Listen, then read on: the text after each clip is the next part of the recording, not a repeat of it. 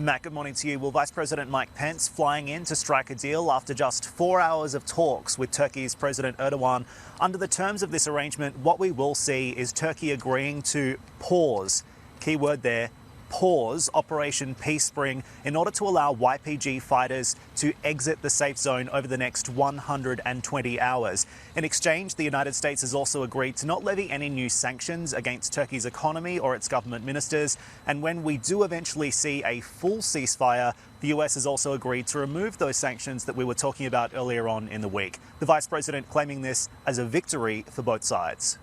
Our commitment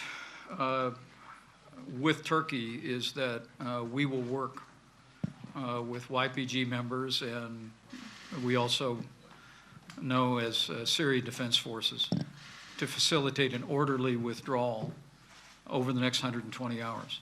And let me say that's literally already begun. And where they will be withdrawing from is the demarcation line roughly 20 miles south of the border. The Vice President has claimed this as a victory for the United States, but clearly this is a major win for the Turks as well. First of all, they get the safe zone that they wanted, which was part of the reason that they launched the incursion into Syria in the first place.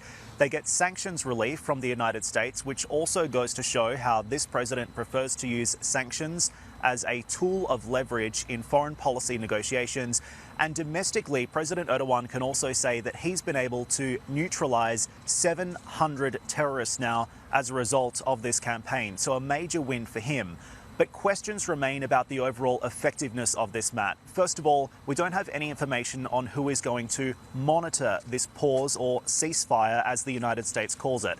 At the same time, we don't know if the international community is going to come together to support it and ensure that the ceasefire or pause actually goes ahead. And then at the same time, we also still have Russian forces on the ground. We have Syrian forces on the ground and escaped ISIS fighters on the ground, perhaps most worryingly for US security at the moment. President Trump, though, saying, don't worry, everything is under control. ISIS is totally under control, and we're continuing to capture more. We have a tremendous situation worked out in so many different ways, and it's an honor to have been involved in it. President Trump there.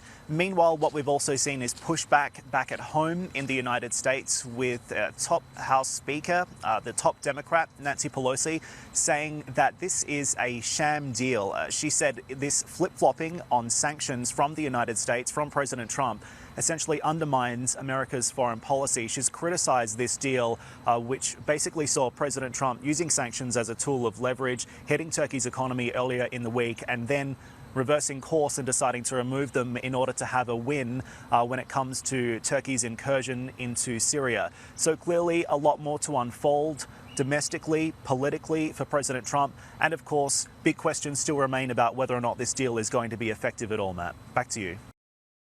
Hey everybody, it's Hadley Gamble from our new CNBC Middle East Bureau in Abu Dhabi. Thanks for stopping by. Now to watch more, you can try one of the videos that just popped up on your screen. And don't forget to subscribe.